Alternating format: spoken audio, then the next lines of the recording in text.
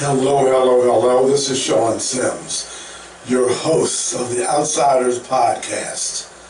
My co-host Marvin Doc Cheatham, well, he should be calling in any time now. We had a very interesting show this week. There was a town hall meeting in Baltimore this past Monday, August the 14th, I believe. We're going to be going over that town hall meeting and what happened, and went over it, and we're going to go over it. But we're going to be going over that meeting and how things went down with Brandon's town hall. And the town hall is supposed to be for the people of Baltimore City to get a better look at, to be able to ask questions to, and to get to know better the acting commissioner, who was supposed to have been, I guess, the vote for him to be in was to take place August the 15th, but that did not happen. It was postponed for whatever reason. And so now I guess they're on a tour of the city, a virtual tour. They're going to churches, I guess community organizations and so on, to get him familiar with the people and the people familiar with Richard Worley. So we're going to talk about that, and we're also going to be going over the article. This was in June. There was an article in the Baltimore Banner in regards to a prisoner released in error, mistakenly released by the Circuit Court for Baltimore City. And they got the guy, you know. It was a clerical error. They happened. And Ivan Bates' office found it. But we're going to get into that a little bit later as well. And also, hold on, wait a minute. We got Doc calling in. Hey Doc, we're on right now. I don't know what that happened in my car, and it wouldn't hook up. No, we got you. We're on.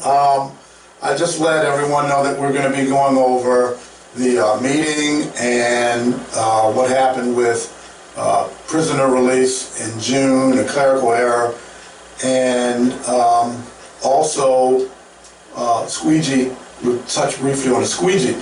One of the squeegee workers was killed. Two of them were shot and one was killed. Yeah.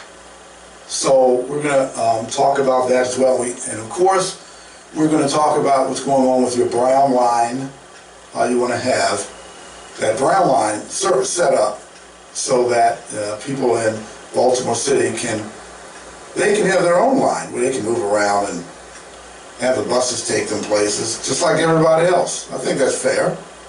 So, well, I want to make it more than fair. I want to make it equitable, because the buses are basically running through all white neighborhoods. There is no black neighborhood that they go through.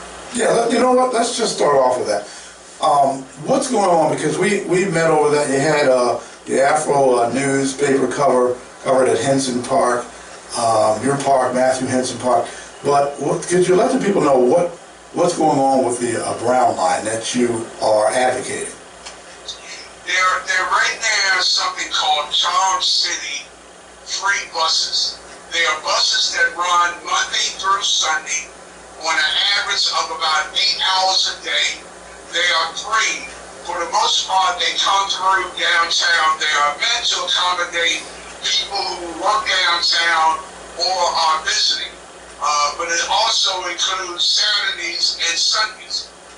There's only one black building that they have listed. That is the Reginald Lewis Museum. That is the only black place that is listed. There are about 20 locations that these buses go through. All of them are white neighborhoods. And other than the Reginald Lewis Museum, all of them are museums that are frequent by everybody, but especially white folks. So we tried to get, it's called the Charm City bus. We tried to get them to accommodate Penn North, since it has a library, and the library's been closed since April. We try to get them to provide transportation free that they are giving to people who work downtown and white folks that come into our city. But the inner Pratt wouldn't pipe for us, nor would the shuttle people even talk to us. So we basically created what we call a brown line because it will accommodate both African Americans and Hispanic. And it will be a North Avenue bus line that will go from Hilton to Milton. We also documented that there are 20 churches, and we listed those that are actually on North Avenue. We also listed 45 businesses, black and white, including historical locations that are actually on North Avenue as well. And of course, they go through 7 different black communities that North Avenue accommodates. So the Afro did write the article. We did get a call from the people who created the bus line, but they did say that they weren't the ones who determined where the buses would go. They would have to get someone to call me to discuss it.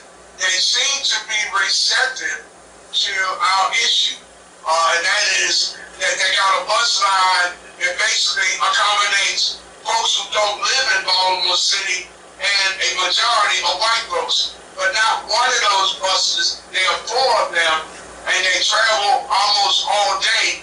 None of them go through a black neighborhood. Wow. And we are the majority of folks in Baltimore City. At the least, you ought to at least have one bus line that goes through our neighborhood. But none of them do. And this has been going on for quite a while. So we did get the effort to write a really good article.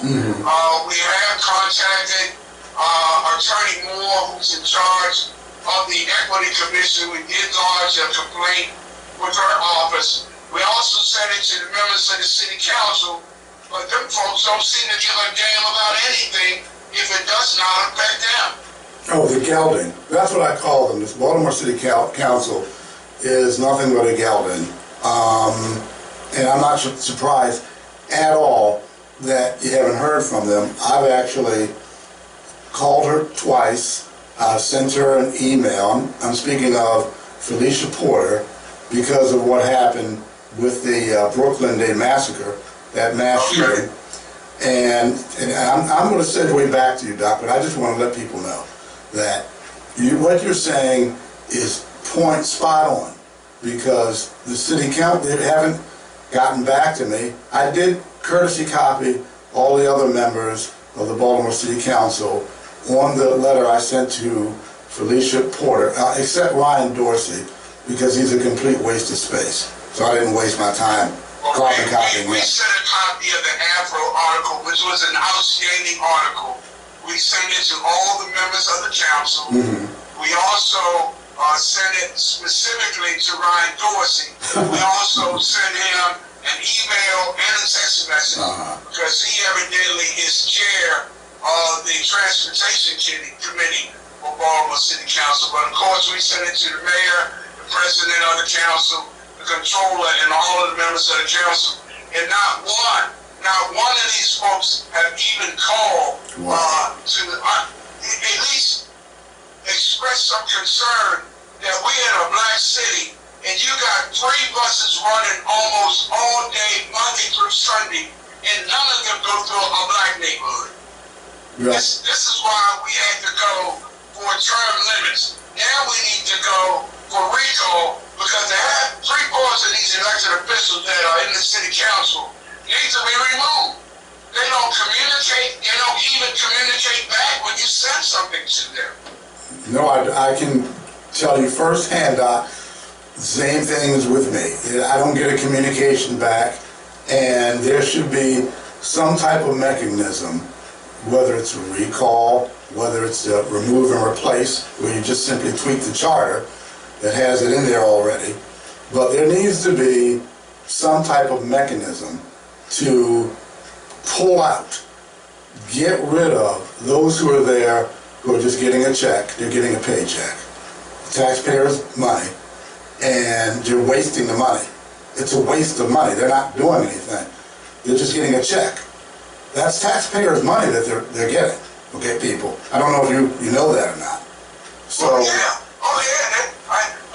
I've been following them since I started voting in 1971. And for the overwhelming majority now, probably more than any time in my voting history, and I've been voting since 71, have I never seen a whole group of city council people who don't even communicate with their constituents. It's sad. It's sad. They're all going to be running for re-election. I don't know if any of them that is not running or running for a higher position, but they're all going to be running for re-election. And some of them started campaigning, and guess what? None of them had filed for office. None of them. Wow. The only person that has filed for office that I saw this morning, and that is a 2 o'clock Maryland State Election Board time that they give you. It's usually around 2 o'clock that they will show you who has run. The only person that I saw that's running in Baltimore City, that not running citywide, is Mr. Anderson, a Republican, running in the 7th Council District. All of these other folks, including my councilman, I call names, James Torrance, not only have we not seen or heard from them, but they haven't even filed for office. Wow. But they already collected money because they haven't fundraisers. And somebody needs to investigate all of them, because I think all of them had fundraisers and none of them had filed for office. There are election laws. The Board of Elections should be looking into that, if that's what's going on. I believe that Brandon Slim Shady, oh my goodness, it's like every week this guy, he is using the tour, if you will, of Richard Worley. This is what I believe. I was a campaign advisor, so I know what I'm talking about, people. I believe he's using the rollout of Richard Worley in these virtual and these town halls and these churches, whatever he's going to do, with these dates that have already taken place and upcoming dates, as a campaign for his re-election. I believe he's using these venues to campaign for his re-election. The reason why I believe that is because I spoke to a very good friend of mine, longtime friend, who was there at the town hall, and Park Heights? Park Heights, that just happened Monday. Okay. He was there, and because I didn't see anything much on the news, a couple of snippets, and that's it. And I asked him, okay, what happened? I mean, give me the 411 on what happened. He did. I promised not to give out his name. He said, Sean, it's just don't give my name out. Okay, fine. So he explained that Slim Shady, Brandon, did the vast majority of the talking. Richard Worley did the majority of the talking for interview by the community with the police commissioner to be. He did most of the talking. Golly gee, that doesn't sound right. Well, this is what he said specifically. He said that it didn't make any sense. It was, the meeting was all over the place. These were the phrases he used. And he said that with Richard Worley, he only received just a couple of questions from the people. So I'm like, wait a minute. What the hell was wrong with the people not asking the right questions? Yeah, but I do have, and I'm going to play it a little bit later so we can hear. In a few minutes, I'm going to play the few snippets that I did pull up of the hearing. And as a matter of fact, let me go ahead and do that. I'm going to play one now and just listen in on that, Doc. Here we go. Okay. The things that you are concerned with in your neighborhood, in your street, with your business. Making our city safer is going to take every single one of us getting involved in our community, remaining involved in our community, and really discussing and engaging in that way forward. But I would also always like to start off by where we actually stand right now in our city. In Baltimore today, we have... Okay, stop. Could you hear that okay? I can hear. The sound was real good. You're getting really technically savvy. Yeah, I'm upgrading my tech skills with all of this. I had some coming into it, but I'm upgrading. But that sounds like to me a guy who's campaigning, period. He's talking about how things are getting better, even though it's the second highest crime rate in the country. But let me go on so you can hear some more with Slim Shady in his campaign meeting, because this is what this was. Have a homicide rate that's down 24% from where it was last year. Well, no. Stop. Doc, you know me, Doc. You know I'm a numbers guy. That's what I did for a living. I'm a numbers guy. And so what I did is I went and checked on Slim Shady, because there is one distinct way. And if you look and listen real close, there's one distinct way that you know for sure that Slim Shady is being shady or telling a lie or bending the truth or whatever you want to call it. And the one sure way you can tell is when he's moving his mouth. So, since he was moving his mouth and talking and giving out numbers, I went and took a look. The homicide year to date, there are 175 homicides year to date. Now, his campaign promise, was a reduction in homicide by 15% each year. By 15% each year. See, I gotta say that because he seems to have forgotten the each year part. Each year my term. So let's see, I'm pointing to the number 206. It's right over there, folks. It's 206 for my YouTube people. 206, that's the number that he promised to have no more than 206 homicides, because 15% plus 15% plus 15%, so that would be 206 homicides, no more than 206 homicides in his third term. And this is his third term. So we're at 175 now. But let me get back to my point. There are 175 homicides year to date. There were 215 last year at this time.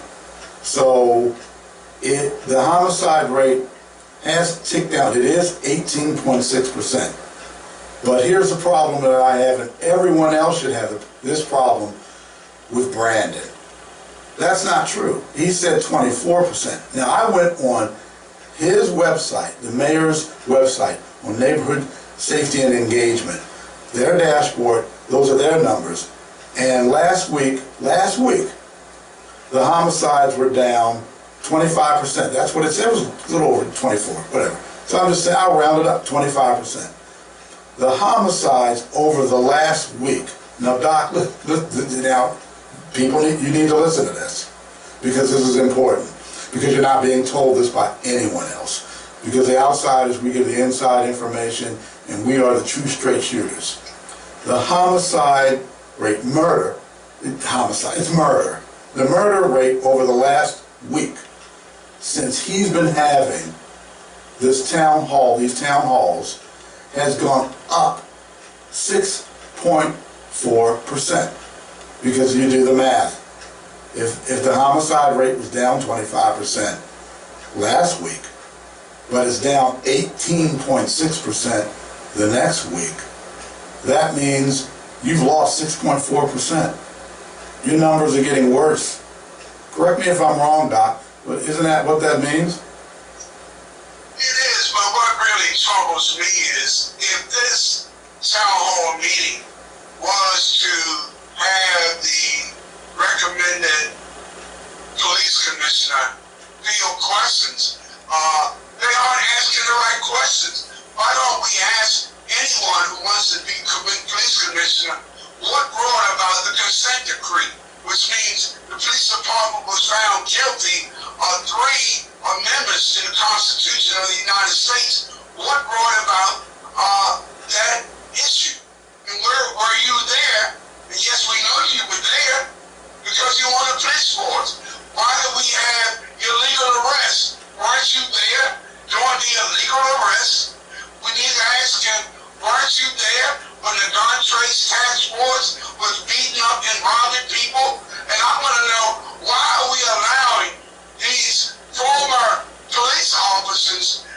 to ask questions or answer questions when there are some hot issues that they were there when it happened. What did they do? Go on vacation for 5 or 6 years? And then we need to know, where are all these damn guns coming from? Why didn't you police officer for at least 25 years? Y'all don't know where the guns are coming from. Just like for 40 years, you don't know where all the drugs and the heroin are coming from. Why do we have these police officers that aren't asked the hard questions? Exactly. As a matter of fact, you bring up a very good point. I'm going to play again. Now, this is someone who is asking a question, and I'm going to play that so our podcast, YouTube people, please listen up. This is very good. This is the Town Hall Monday, and this lady, she's a Caucasian lady, and she's asking a question. Being a great candidate than this time. And then my question to Worley is, I'm from the Northeast District, but and I've lived there 10 years. I'm going to stop that. Doc, did you clearly hear her say that the question was for No, I could hear her talking, but I couldn't hear the words clear enough to know what she was saying. Okay, I'll say because the audio, whoever did the audio on this, it's kind of low. Oh, I know who did it. I'm not going to say his name. The audio is really low, but she's asking a question of Worley. So let me continue. Had a tenure of major up there. And she just said that Worley had a tenure as major, okay, in this district. So let me go on. During that tenure, there were a number of police brutality cases under your watch. And all of those officers were pretty much left on the force. Did you hear that about the police brutality under Yes. Okay, so here we go. Here, this one did get in. Improperly investigated, and one was even promoted to sergeant, and he was one of the most egregious. So I'd like to know... Whoa, wait a second. He was promoted? So one of the guys got a promotion under Worley for, I guess, egregious acts? Now, let's go on. Let me continue. To know why rogue police officers are promoted, and are you going to continue that practice? So I'll start, and thank you for... Excuse me. Why is he opening up his pie hole? She didn't ask Brandon that question. She specifically said Worley. This is what I'm talking about. He's using this as a campaign platform for his re-election. What do you think about that, Doc? I think it's an insult to the citizens of Baltimore that the purpose of having the town hall meeting was supposed to ask questions of the recommended person for police commissioner. And these questions, even the questions, I'm not even pleased with the questions the community is asking, because they hear a guy that's been in the police force 20, 25 years, you're not asking him the hard question. He's been there long enough. He's seen the dirt and the wrong that was done. Yep. Why aren't we asking these folks that are officers in Baltimore City for 20 or 30 years, why aren't we asking them the hard question? What have you done all this time that you have not spoken up not once about these grave injustices against the people of Baltimore City? Why do we have a consent decree? Because the police department violated 3 constitutional amendments to the United States. No one is bringing these issues up. This guy was a police officer during that time that caused us to be on a consent decree. A major. So he wasn't just a beat cop. This guy, he was part of the brass. Let me continue. For your comment and your question, ma'am, and I'll just say this. The process that was taken, I think we all need to be reminded about the real process that happened with Commissioner Harrison. Commissioner Harrison wasn't the first person nominated for that position, right? So myself and some other members of the council actually went to Texas to do the fact finding. Oh, please. You went to Texas to get free meals, a free flight, visit Texas, free hotels. Okay, and go out. Give me a break. Catherine Pugh, she's the one who picked Harrison, Michael Harrison. I know how that went down because, like I said, we're the outsiders and we get the inside information, and I know exactly how that whole thing went down. So Brandon is, again, he's bragging that, you know, look at me, look at what I did, look at me. Not Harrison, 40 and slit. Rich is sitting there with this goofy look on his face while Brandon's answering the question. And you're right, Doc, it's insulting. It's insulting. And the citizens of Baltimore, I urge you, these next town hall meetings coming up, because there's several more, you need to ask the tough questions. And you need to make sure, and I want to make this perfectly clear, when you get up there and ask the questions or wherever, virtual, whatever, you make sure you tell Slim Shady, look here, Ace, I'm asking this question of Worley. Don't you dare jump in and answer the question I'm asking him. And you get that straight from him. Don't take any guff off of this kid with the high top fade who went to Park Heights. Oh, and by the way, my friend told me, he said, yeah, he went to Park Heights and they were having problems with him. This is his own neighborhood he grew up in. And they weren't digging what was going down. And this is his own neighborhood. So don't take any mess off of Brandon, whether you were at the town hall, and please take Doc Cheatham's advice. You need to ask the tough questions of Richard Worley. Like, for instance, I'll give you an example. Hey, take this one from me. It's a freebie.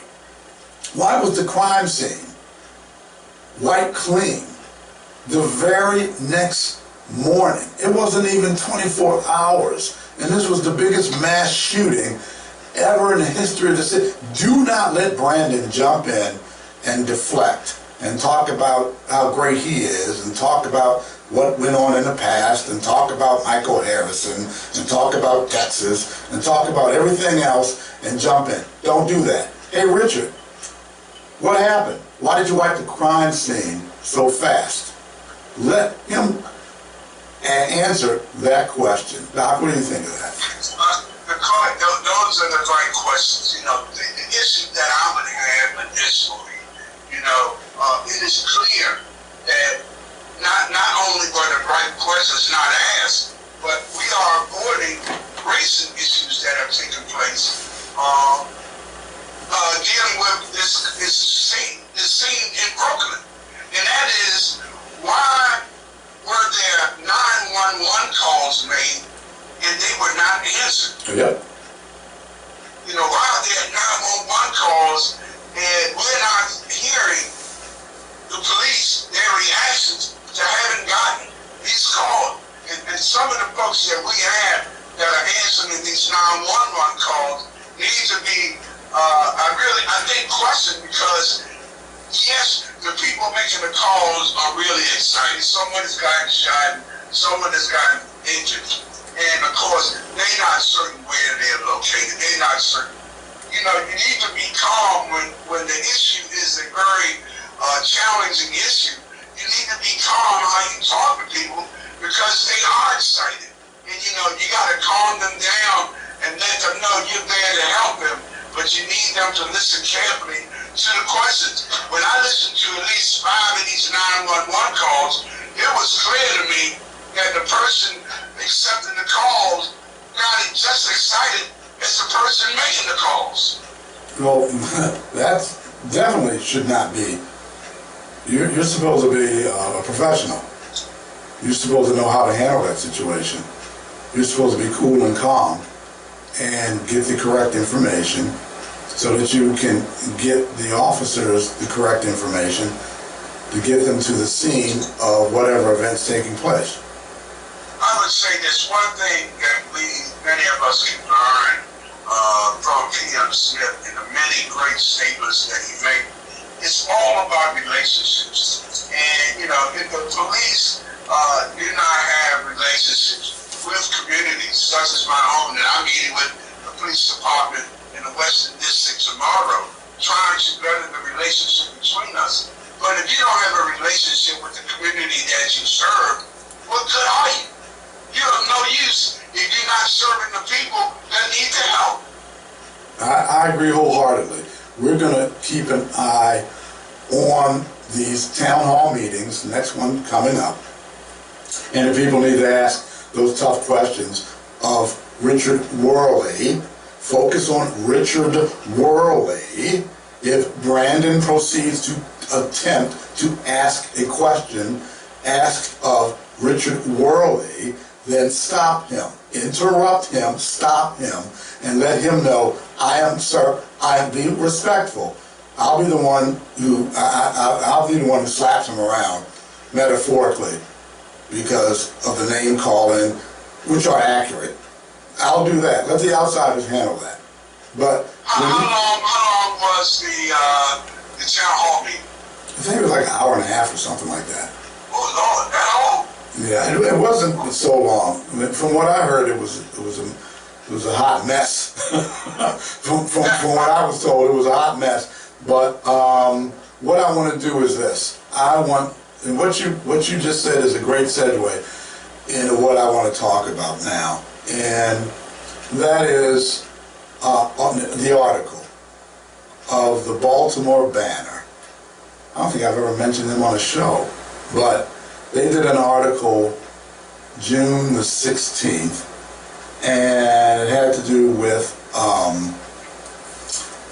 mistake. A young person awaiting a murder trial was mistakenly released from custody because of an error made by the circuit court clerk's office, and then rearrested. So it looks like they picked this guy up. It was a clerical error from the looks of things, according to a joint statement released Friday in June. And according to a joint statement, that's what happened. And looks like a joint statement released Friday by the Baltimore City Sheriff's Office. And the Baltimore State's Attorney's Office. So it looks like there was some type of error, clerical error or something of some kind, and the court issued an arrest warrant for the young person on Thursday after the state's attorney's office discovered the mistake, the release said. And the Baltimore City Sheriff's Office arrested them less than 24 hours later. It's one singular person, but this is that woke stuff. I don't know what them. Anyway, authorities did not release the young person's age or sex. I guess that's why they said them and whatever. But in the release, Sheriff Sam Cogan, and I'm reading from the Baltimore Banner. You can go look it up. It's June 16th story. In the release, Sheriff Sam Cogan said it is, and this is a quote, highly problematic that a defendant awaiting trial on murder charges was erroneously released from state custody, end quote, but commended the state's attorney's office for discovering the mistake and letting the court know, which then alerted the sheriff's office. And then he adds the quote-unquote swift action taken by a unit in his office, I guess he's talking about Ivan's office. Cogan added, quote, ensured that this individual was quickly recaptured, preventing any potential harm to the community. So, is there any indication how long he was gone? It looks like less than 24 hours. So how would the sheriff know that nothing was done if it was just 1 hour? a lot of damage can be done in 1 hour. Well, actually, if the person was released and it was something close to at least a day, he has no idea at this point what harm, unless he was following the guy once he got wrongfully released. How would he know if the guy was gone almost a day?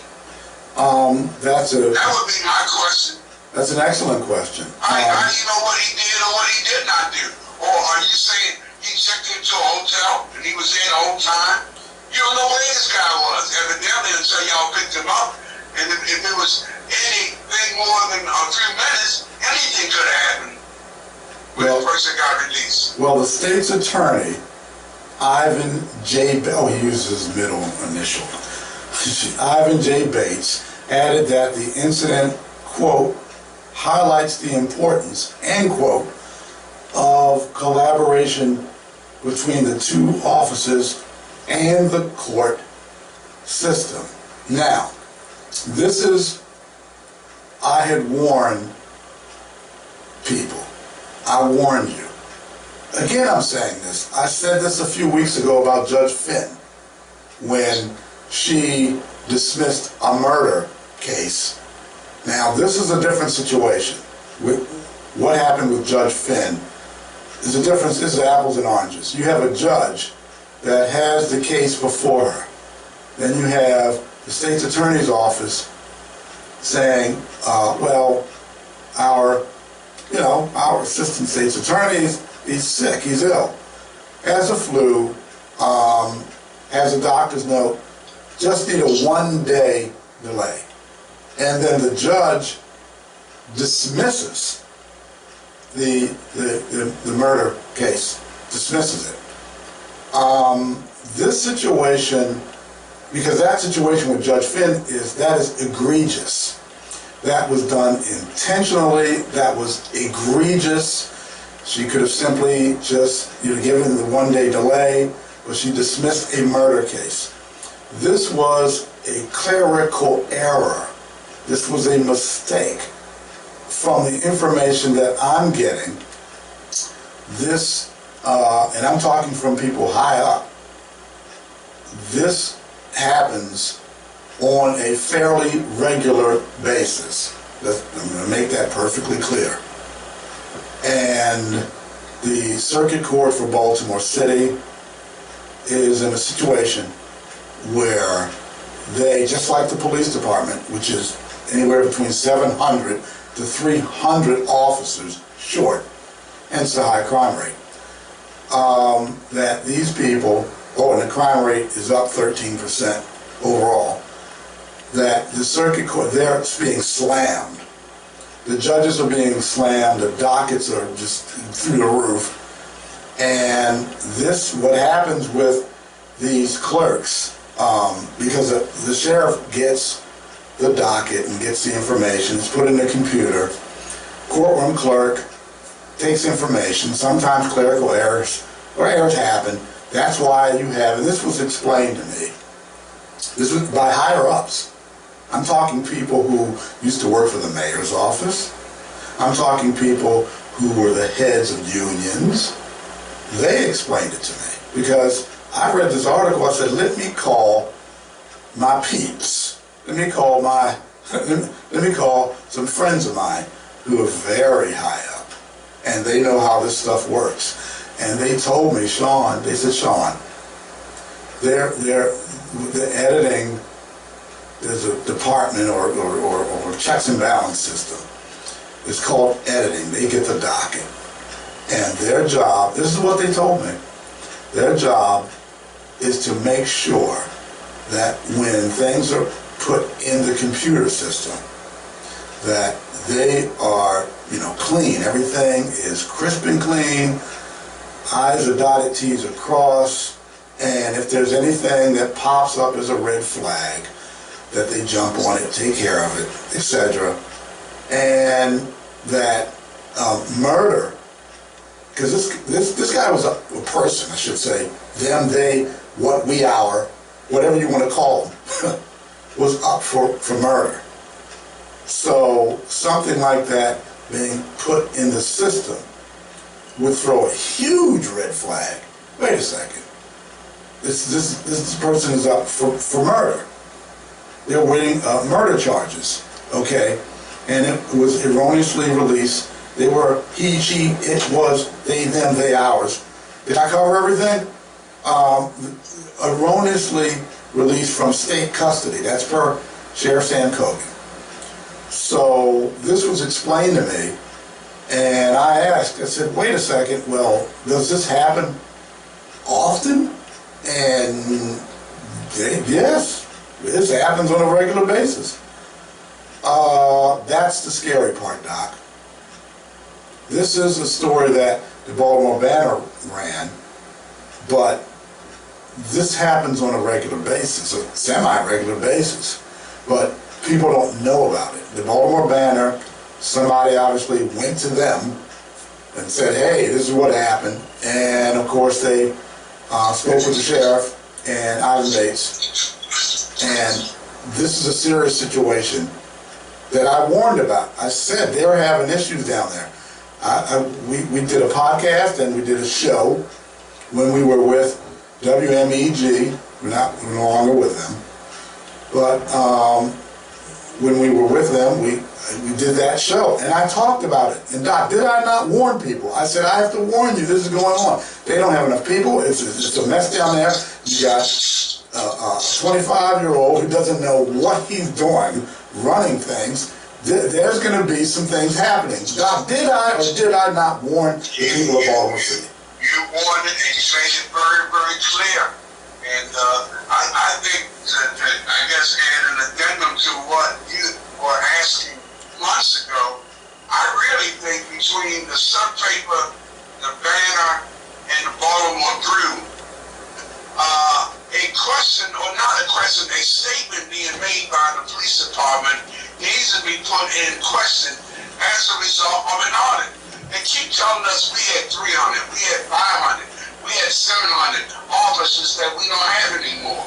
The only way you can justify that or solidify whether or not that's the truth or a lie, you need to see an audit coming from the Baltimore City Police as to when they had a payroll that paid that many people. To say you had that many and you didn't have a payroll that paid that many, I really think we're being lied to make the numbers sound like they had so many police officers and now they're all gone. I think the question should be asked, has anyone seen audits for 5 to 7 years substantiating that the Baltimore City Police Department had this many officers? Yes. I mean, just because you said you had them, don't mean you had them. And that's a very good question.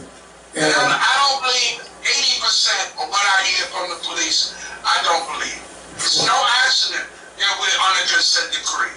It's no accident that the mayor and the police department lost the class action lawsuit that we filed. It's no accident that they got caught with their hands in a cookie jar, bribing people with the gun trace task force. And I'm saying very clearly, what makes us want to believe anything that the police tell us? They've been lying for 50 years. Well, they just getting caught. Well, he's out there now on tour. Richard Worley, the acting police commissioner, and I almost forgot about this because I have to say. You sure it's not a circus? Well, if the city was a circus, then Brandon would be the clown. I have to say this. You're insulting the clowns. He's a ringmaster. No, he doesn't have the brains to be the ringmaster. Somebody else is the ringmaster. He's dumb as a box of hammers. No, it's just like everybody else in City Hall. You know, one thing that I see that's different this year than I've seen, maybe not this year, the last 3 years, you have some of the best talkers in City Hall that I've ever heard in my life. They lie about anything. They got all the answers to everything. Why the hell are we in the picture that we in if y'all got all the damn answers? Well, usually it's because of corruption and money, but I have to get this point out because people need to know this, and then I'm going to get back on the circuit court and the debacle with the Baltimore City Circuit Court. People are out there who, because you made a statement about the police and not believing them, this person was with the police department, and what this person on air has been saying has been frankly pissing me off. And because I know what he's doing. I know what he's doing. I understand psychology. I understand trying to get people to think the way you want them to think. And by saying that Richard Worley is a police commissioner, and not saying the acting police commissioner, egregious. I'm disgusted by it. Why this person is calling Richard Worley the police commissioner when he is not. Let me repeat that, people. Richard Worley is not the police commissioner. The city council has not voted him in as the police commissioner. He's been nominated. He is the acting police commissioner. And then he said, yeah, and the acting job he's doing is terrible. He's not going to get an Academy Award for the acting he's doing, because he's doing a horrible job. But he is the acting police commissioner of Baltimore City. And for this person, and I believe there's others that are doing it as well, to be making it seem as though that the people and the Baltimore City Council, it's the mayor, he's just put him in as the commissioner, and the Baltimore City Council has no say, and the people have no say, and so he's calling him the commissioner. And I'm taking him to task. People know who I'm talking about. I've given enough. On air, used to be with the police department in communications. Okay, and I'm calling you out, buddy boy. Stop calling him the police commissioner, because what you're doing is you're perpetrating a fraud by putting it out there that he's the commissioner. So cut it out, okay? So I wanted to get that out there so people know. He is not the police commissioner, okay? Now, I digress. I want to get back to what is going on with these releases of prisoners, and my warning multiple times that this is going to happen, because with the Circuit Court for Baltimore City, I'm gonna play them so you can listen to them. This is Xavier Washington, who changed his name after 24 years of being Xavier Washington, who changed his name to his granddad's name, Frank Conway. So now he's calling himself Xavier Conway. He's Xavier Washington. But I want people to hear from his mouth what he was going to do when he got into office. Step. What's your next step? Now you know the transition and meeting. What's the plan? The next step is that we're going to wait until the certification happens, since we don't want to overstep. We know the vote's accountable. We're in for certification later this month. But next step is to reach out and work with the current clerk to make sure we can get the transition moving as quickly as possible to understand what we're stepping into. Because one of the things I want to make sure is done is to make sure that the employees that are working there know that they're going to have a clerk in there who's going to be a partner to them, that they understand that help is on the way, that they're going to have someone who's going to really make sure that they are taken care of, that the vacancies that are causing a staffing crisis are. Now, didn't I say that they had a problem with people? They didn't have enough people? Okay, they don't. They don't have enough people. What happened with this release, I believe, okay, this release of this person up for murder, a murder charge, on a clerical error, is that you don't have enough people. If you don't have enough people in the courtroom getting the information, you don't have enough people in the checks and balance system, known as editing, and then you have to put it in the computer system, and then, might I add, you don't have the MDEC, which would speed the process up as well. So you don't have the MDEC, you don't have enough people, this is going on, and you've got, what, $30 to $40 million budget, and you don't have that editing department up to snuff, and people getting released? Let me continue. A crisis, that's no better way to put it than a crisis, is going to be addressed and is a high priority. Okay, what addressing of the crisis? You got people being released. You've been there, what is it, August? That happened in June. Okay, so what type of changes were made? I'm going to continue. Because nothing else can be fixed unless we address the staffing shortages, where we have at least 50 positions unfilled, including the deputy clerk and the assistant deputy clerk positions unfilled. Okay, now, those positions, they make about, I don't know, Doc, like 90 grand a year, probably in that range, and those positions have been filled. So you have those positions filled. Well, what about those positions where errors can be made and you need a proper checks and balance system to make sure that criminals and murderers aren't released on the street improperly? Oops, looks like that wasn't taken care of because this happened. Let's continue. And we need to make sure that we can go in and see what's happening, and maybe possibly have an audit, if possible, to really find out where the money's being spent, where the... You know what? I would like to, Doc, is there any way we can find out if they had an audit done? Because I got word back from higher ups that $2 million was given back to the administrative office of the court by the Circuit Court of Baltimore City, former clerk. And that there's some malfeasance. What entity does the clerk's office report to? Is it state? It's a state agency. It's a state agency. Then it would have to come from someone from the state to request whether or not an audit has been done, or if it has been done, who in fact would do an audit on a state agency.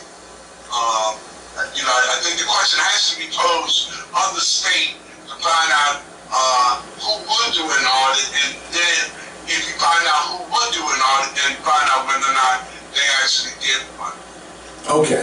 Well, the outsiders are going to look into that, but there's more that the 25-year-old clerk of the court, who is responsible for 300 people and making sure that people are, taken care of correctly, and making sure that people aren't released, and making sure all the departments and all the divisions within his agency are run properly. So I'm going to continue.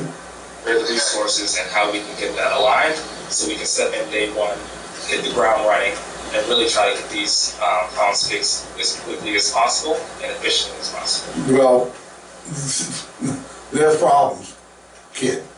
You got serious. First of all, how in the devil did Baltimore City vote a 25-year-old inexperienced person into an office of that high importance? The people of Baltimore City, you have to ask yourself that question right there, because you got a situation. I see, now this is my opinion on what I know, and I know a lot, but I only say but so much on the show, but I know a whole lot. I see an F5 Katrina type hurricane coming in regards to what's going on with that Circuit Court for Baltimore City. And I'm saying that because of how much information I have received from people who are very high up. I'm talking people who work for the mayor's office. Oopsie, maybe I shouldn't have said that. And even higher. There's an F5 hurricane coming. But let's continue, because this kid said a lot. You say a lot when you're running for office, and then, it looks like you're going to get in, which he did. And you say a lot, but let's continue, because I want the people to understand, because when this all hits, you can't say, hey, we didn't hear about it. We didn't know. So I'll continue. So I have to ask, because one of our viewers just asked me, let's put this to rest. Is your name Xavier Dixon, or is it Xavier Conway? Okay. dum-dum. It's Xavier Washington, but let me move on because in this little interview. Handle it in different ways, but it generally is done by the General Assembly. They handle it across the state, so I would have to work with them directly to make sure it's changed. It's not a local thing, it's a state rule. And it's the same across the state. So, and that's the problem. So, two things. One, are you going to re-implement your grandfather's old no open door policy? He didn't have no door. He used to he bring me in the office. He said, "I always told you open door. I ain't got no door." This is an interesting answer. Will you reinstitute the open door policy? Open door policy. The clerk of certain courts was supposed to implement technology into a system that is very much. It's called the MDEC. Carbon copy paper. Baltimore City was supposed to be one of the first jurisdictions to implement this new technology. They're supposed to be the first jurisdiction? Pass it off to other local jurisdictions. Whoa. This is Hassan Giordano, whose show, The Political Regulators. This is where I'm getting this from. He's now with Ivan Bates' office. Still waiting for an answer from you, Hassan. You know what I'm talking about. But he's asking these questions about it's the MDEC. He's saying that Baltimore City was slated to be first to get it. Did you hear that, Doc? Unfortunately, but I can't believe much of what I hear from a son of Donald. The man got caught stealing, taking out my campaign posters years ago. So I have not too many pleasant thoughts about Mr. Hassan Giordano. He's not my favorite person either, but it's interesting that he said that because I'm gonna look into that. Baltimore City was slated to have it first. Okay, well let me go on. For the person that calls himself Mr. Politics. Oh yeah, Mr. Legend in his own mind. Okay, let me go on.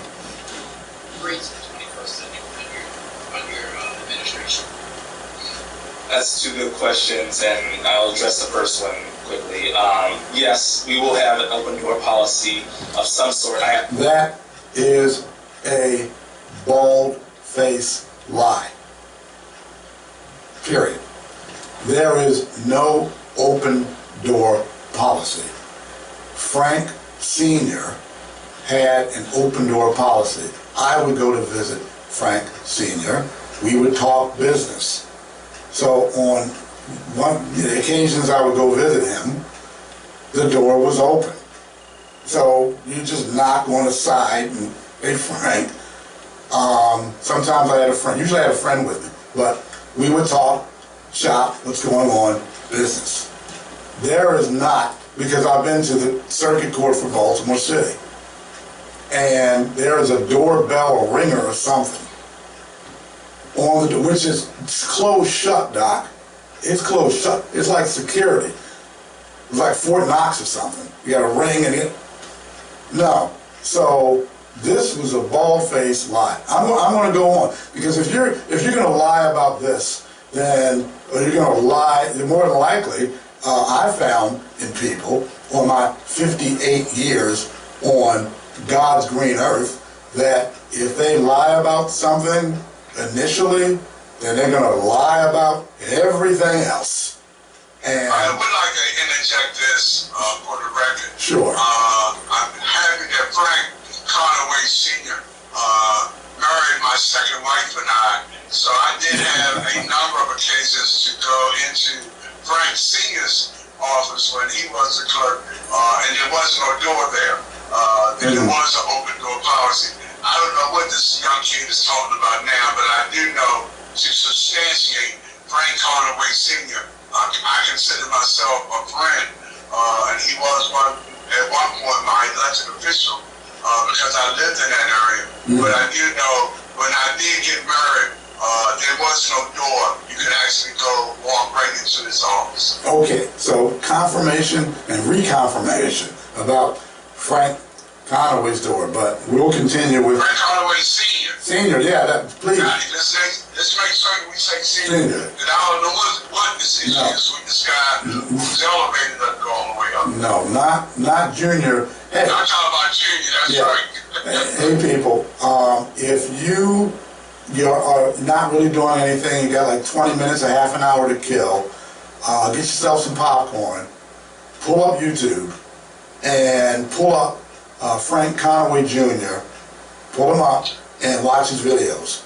And have some popcorn and some soda or whatever, and because it is something else. But let me get back to a young Xavier Washington, Conway, whatever. Or I have to talk to them, see if I can get rid of the door. That might be something I need to talk with. You're full of crap, kid. So let me go on. The man, chief judge, but we're definitely going to make sure that I am accessible to the workers and the public. No, he's not accessible. Trust me, I know. He's not accessible. They're hiding him.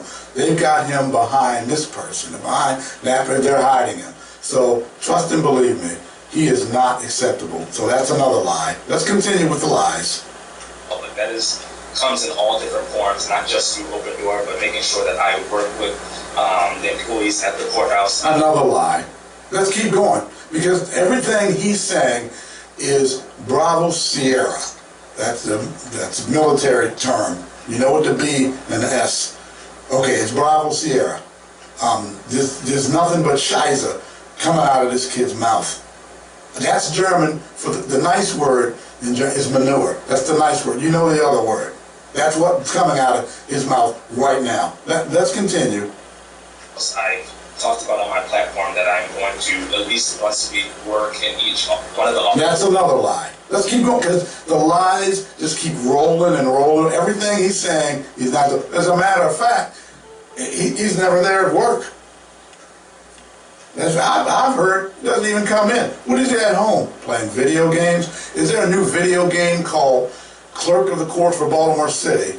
And it's a video game, and you play it, and you sit at home, and that's what you call work. Because the information I'm getting back from multiple sources, mind you, multiple sources, is that he hardly even goes to work. So let me get this straight. You're getting $120,000. This is what you people in Baltimore City are doing. Listen up. What you're doing is $120,000 of your tax money out the city is going to pay the salary for the clerk of the court for Baltimore City, who's 25 years old, who has no experience, who's running a circuit court in the ground, people are being released, mistakes are being made, all this is going on, and he doesn't hardly show up for work. Who's at home sitting, like I said, playing video game?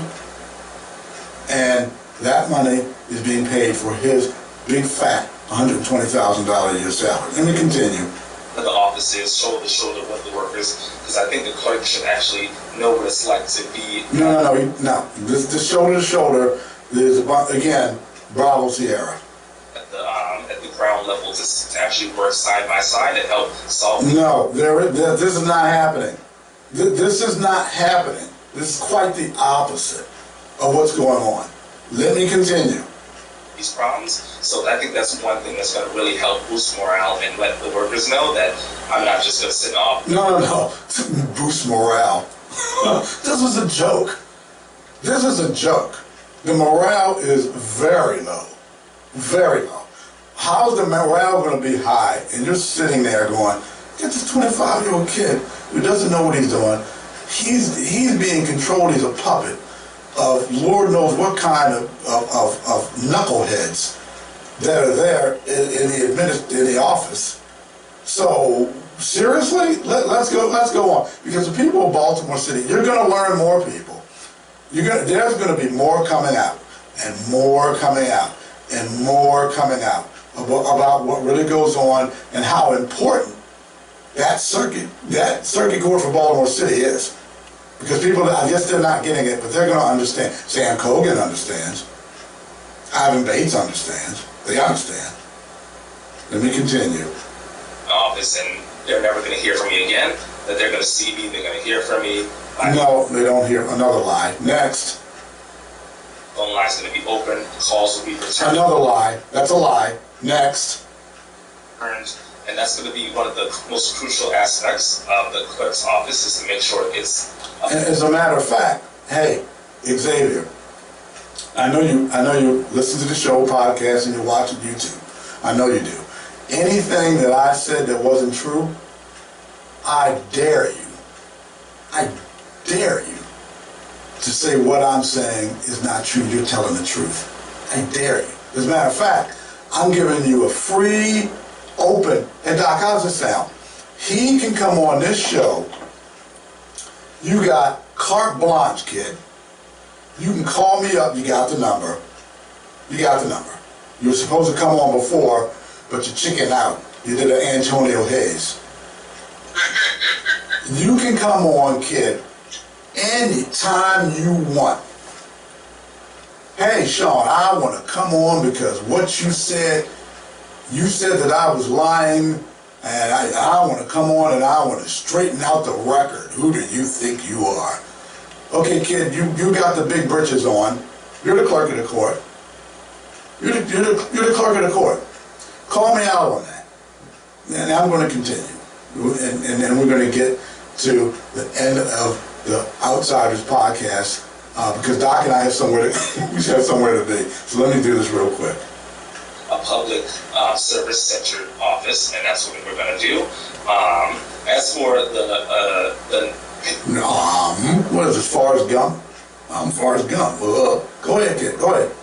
Paper system that we have at the courthouse, that is egregious. That we're one or two of the only counties in Maryland that doesn't. Yeah, really? Now listen to him running his mouth. I've heard that, and Doc, you were told this by a certain person. We're not going to say their name yet. That the legal documents and the paperwork was being put in like regular copy paper and then folded. Remember you were told that? Yep. Okay. Doc, you know that's still going on under this kid who's popping off at the mouth of how great he's going to be and what he's going to do. You know they're still doing that? They're still doing it. I hope that those that are listening and hearing what's there and, asking the right questions and the hard questions, that you began getting ready. There is an election that comes up every 4 years for positions like this, and this may be, I guess, the beginning of the information that one needs to run for office or run against someone for office. Yes, and just a little bit more. We got a little bit more information, and let me go ahead and hit that, and we'll finish up. It does not have an electronic record system where every other county in Maryland has electronic record system that taxpayers are already paid $80 million. $80 million already been out the door, paid for electronic system, yet we do not have it. So I am going to request the General Assembly again to see if they can get an investigation to find out why we're one of the only two, us in Prince George's County, but me about Baltimore City, why we do not have an electronic record system. So that is going to be a huge priority to make sure we can do that, because Baltimore is, as you know, is one of the biggest courthouses and provides one of the most services of any clerk's office in the state. So no, it is the largest. It's not one of the largest. It's the largest. We need to make sure that the people are getting what they already paid for. And I want to go in there, find out, uncover every penny, see where it's being spent. And did you do that, Xavier? Did you uncover every penny to see where it's being spent? Is that what you did? Because I'd like to know. Inquiring minds would like to know. Are you doing that? Are you looking for the money that should be there, where it went, how it went? We're going to finish up. And make sure we are allocating it where it should be to the people and to the workers, because you can't have workers... First of all, your job is not to allocate money to the people. So I don't know what he's talking about. The clerk of the court does not give out money to people. You know that, right? I don't know what he's saying. You're allocating money to the people. So maybe that's a slip of the tongue, because he just said that they're going to be allocating money to the people. Who? You don't, that's not part of the job or description of the clerk of the court, is to give money out to people. Doc, and correct me if I'm wrong. You got it right. So, he said it. You give money to the people. That raises my eyebrow when I hear someone say something like that. Either one of two things.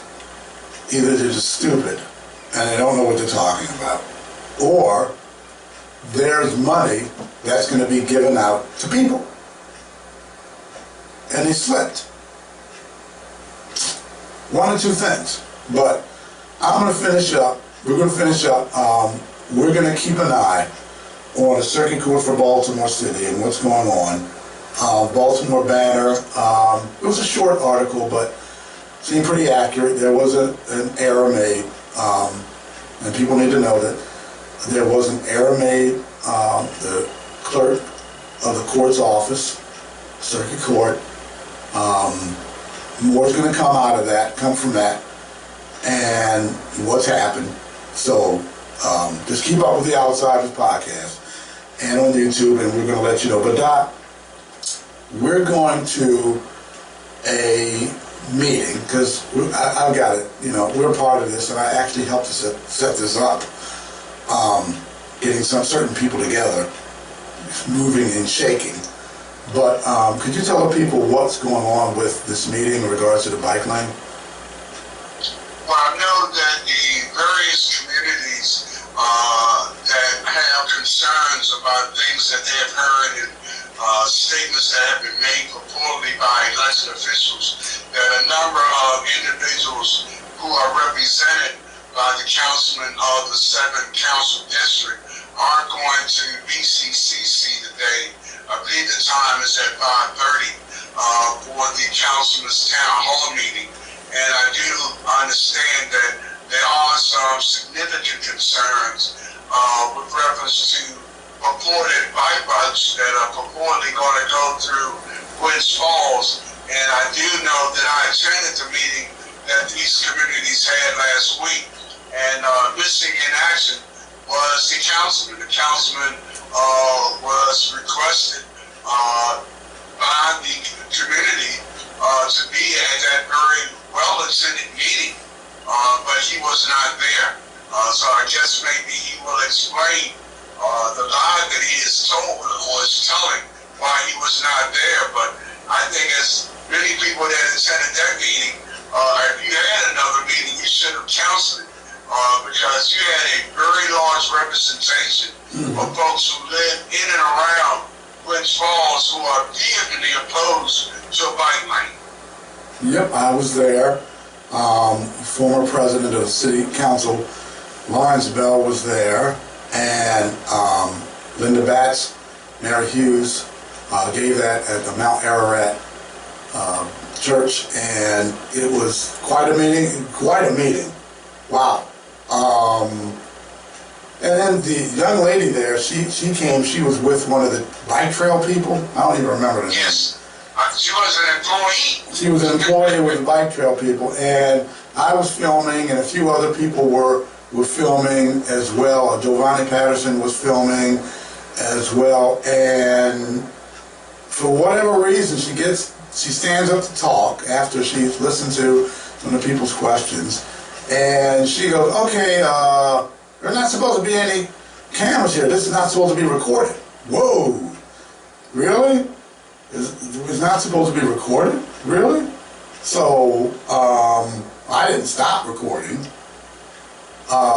Ms. Hughes and Ms. Batts did not say, "Okay, you know, guys, we had an agreement." No, it was the direct opposite. They were given an email and told that, hey, there was going to, audio, we're not sure about the recording or audio, but there was nothing saying that there would not be any video recording. But there would be audio. So there were two people, if not three, I believe it may have been three, two publicly indicated that they were being paid by people that they work for to come and speak. But I do believe that another individual, because I only knew of 3 people that had problems with the community being there and expressing their opposition. Because there was another guy there, but I think he may have been on payroll as well. So I understand why the lady and the other guy probably did not want videotaping, because then they could not tell the lies that many of these people tell when they know that the TV is not running. So she did very poorly. I hope she got fired. Yeah, that was very poorly done. And the young lady with the Department of Transportation, what she was putting out there about the bike lanes, and the Department of Transportation doesn't have anything to do with bikes and trails or whoever they were, and we've got to fix the street. This is Gwynns Falls Parkway. I went to Coppin State, lived around that area my whole life. Grandparents lived off of Chelsea Terrace, on Chelsea Terrace, and Gwynns Falls Parkway. So I know all about Gwynns Falls Parkway. My mom would walk me and my brother to Mondawmin Mall when Mondawmin Mall was really nice, way back in the day. And I would make that drive so many times, going to school and just traveling in the area, because that's where I lived for a while. So I'm very familiar about Gwynns Falls Parkway. So they want to fix the street, and when they fix the street, this is what the young lady said with the Department of Transportation. They're going to fix the street, and then they're going to put new lines down. Oh, well, they won't be bike lanes. Oh, we have to measure. Oh no, we have to make sure the roads are done correctly, and then we're going to put new lines down. Really? I said, this is not a snow job. Come on. You're putting the new lines down that's going to be able to give bikers a lane to bike in. It could be a shared lane like they do with buses and cars and shared lanes, and you have a bike lane as well. So I'm looking at it saying, Doc, as far as I'm concerned, if they're going to put those lines down, new lines, it's going to be a shared lane. Slim Shady, here we go again, trying to be slick, using the Department of Transportation in order to get a bike lane in. I could be wrong. Maybe they'll just do it. I have one question, hey. Maybe on another show we can ask the hard question of people that know how to look into people's fundraising. But rumor has it that the councilman received funding from the bicycle people. You mean Ryan Dorsey? No, I'm talking about James Torrance. Oh, really? Turncoat. So, That's what's alleged. So I guess we need to stay tuned as we investigate more issues. But that's the rumor. Okay, so we're going to keep an eye on James Torrance, who doesn't show up in certain areas. That's what I heard. I heard certain areas that he is a councilman, his district, he just doesn't even go to at all. And he certainly, I don't know who's worse, him or Antonio Hayes, the senator. Well, hey, they're neck and neck. But it's certainly a mean Pumpkinhead. That's what I call him Pumpkinhead. He's like a jack-o'-lantern, always has this goofy looking, that phony smile on his face, Pumpkinhead. But we'll see. We're going to, this James Torrance thing and what's going on with him, we'll keep an eye on that. And we're going to keep an eye on all that's going on, the outsiders and the inside information. We'd like to thank everyone for listening to the Outsider Podcast and for, of course, watching us on YouTube. And we're glad to have been here. Thanks for watching and listening to the Outsiders Podcast. Thank you. Doc Cheatham and myself, God bless and goodbye. Take care, everyone. Goodbye, Doc.